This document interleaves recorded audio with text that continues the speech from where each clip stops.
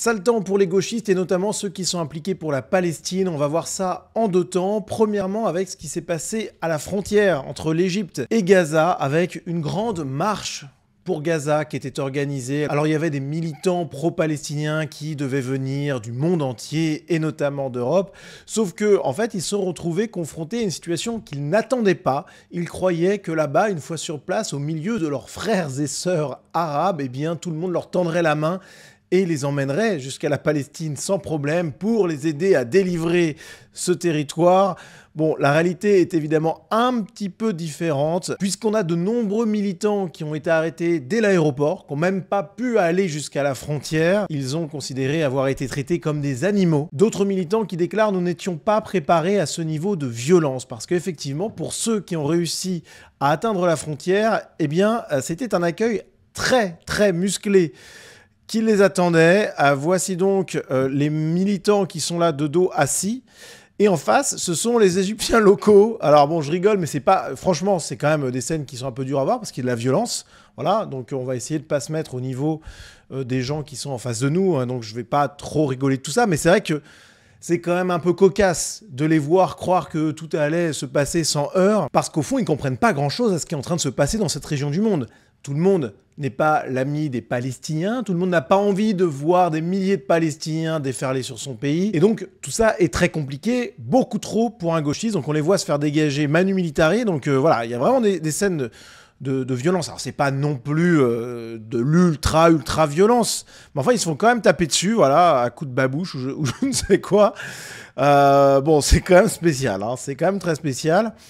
Donc on voit plusieurs scènes qui ont eu lieu à différents moments, à différents endroits.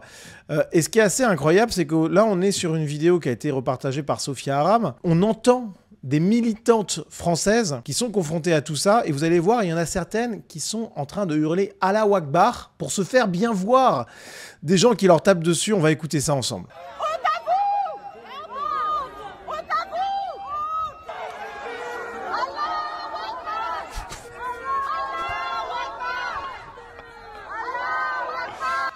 Donc c'est elle qui hurle « Allahu Akbar ». Mais ça marche pas, a priori. Hein. Allah ne les a pas entendus, il ne les a pas laissés passer jusqu'en Palestine, depuis la frontière égyptienne. Donc la scène est vraiment absolument incroyable. Il y a d'autres gauchistes qui ont tenté de supplier à genoux même les policiers, les militaires égyptiens de les faire passer, pareil en appelant à la solidarité islamique, à la solidarité arabe, etc. etc. Vous voyez, il se met à genoux.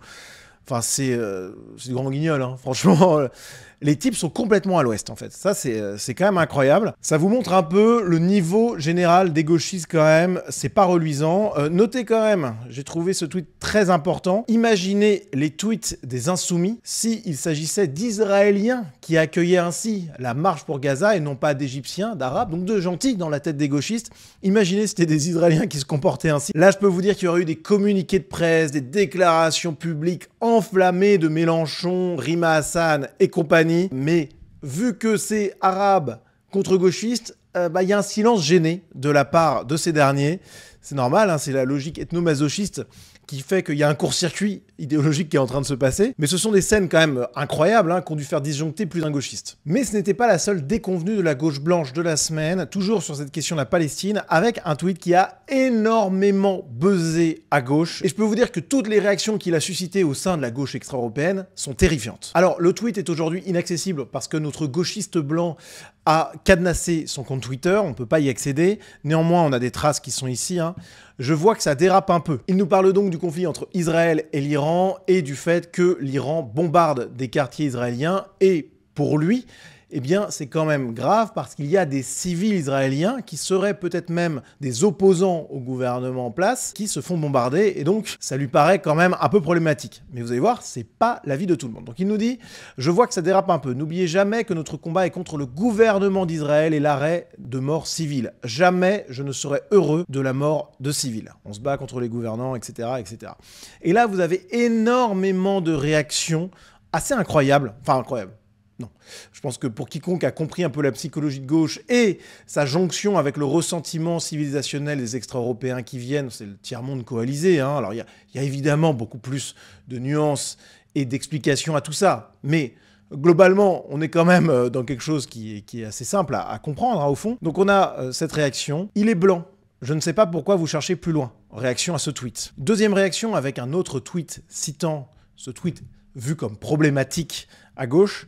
Et c'est ici que la scission s'est faite entre les descendants de colonisés et les descendants de colons. Une autre réaction avec cette image du pur délire guerre, donc du pur délire blanc. On a encore cette réaction, avoir des blancs de ton côté du combat est la pire chose possible. On a de nombreux autres tweets qui vont encore plus loin que de dénoncer ça comme une réflexion de blanc.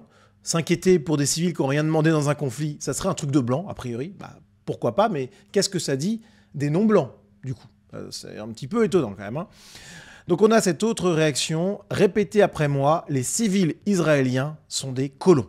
Et ça, c'est une grosse logique à gauche qui a été martelée par de très nombreux observateurs. Je vous ai mis quelques tweets ici, mais c'était vraiment une nuée de publications du genre. Les blancs de gauche sont plus proches de la trahison qu'ils ne le pensent. Un colon n'est et ne sera jamais un civil. Et ce tweetos continue plus bas, le fait de vivre en Israël est déjà un acte de colonisation, il n'y a absolument aucun civil. Donc vous voyez qu'il y a une très forte haine anti-israélienne qui là échappe totalement à la logique dite anti-sioniste. Là on est sur anti-israélien et au fond, chez beaucoup, il y a aussi la haine anti-juive, tout simplement. On a cette autre réaction, quelqu'un qui poste en réponse à ce tweet une lettre de Martin Luther King qui a beaucoup tourné ces derniers temps au fur et à mesure que la gauche en France se radicalise et se racialise avec une féroce haine anti-blanc qui est en train de monter, hein, clairement. Ça, c'est hyper important parce que tout ça, ça nous montre un mouvement de fond en France qui est extrêmement inquiétant. Les autochtones se retrouvent pointés du doigt en tant que blancs et se retrouvent confrontés à une haine de plus en plus féroce et ouverte. Franchement, si ça, ce ne sont pas les prémices d'une guerre civile, que je ne souhaite absolument pas, au contraire, je voudrais l'éviter à tout prix, hein. Très clairement, il n'y a aucun doute là-dessus. Mais ça ressemble quand même aux prémices de ça, d'un affrontement ethnoculturel. Donc on a cette lettre de Martin Luther King. Je dois admettre que ces dernières années, j'ai été gravement déçu par le blanc modéré. J'en arrive presque à la conclusion regrettable que le plus grand obstacle des Noirs dans leur effort de libération est non pas le Ku Klux Klan, mais le blanc modéré, plus dévoué à l'ordre qu'à la justice. Donc vous voyez que ça vient de loin, cette haine des blancs de gauche, trop modérés et finalement pas assez extra-européens, pas assez noirs, pas assez arabes, etc. C'est une constante. On a cet autre tweet, si je viens squatter votre salon, même sans être violent avec vous, ma simple présence rend légitime l'emploi de la force pour me faire quitter les lieux, même si je ne suis moi-même pas violent. Je n'ai aucun droit d'être là et revendiquer votre salon, même si je dis que je suis un civil innocent, je suis quand même dans votre salon en train d'y faire ma vie. Donc là, on a une légitimation de la violence contre les civils israéliens, très clair, venant de la gauche. Alors là où c'est quand même fabuleux, c'est que ce discours-là, mais on pourrait parfaitement le retourner aux extra-européens qui viennent en France, notamment les clandestins qui sont venus très clairement en tant que colons, hein. On les a pas invités, ils ont forcé la porte, ok. Mais même les autres, j'ai envie de dire, parce que qui a voté pour l'immigration en France dans les dernières décennies? Personne. Quand on regarde les enquêtes d'opinion, l'immense majorité des Français est contre l'immigration.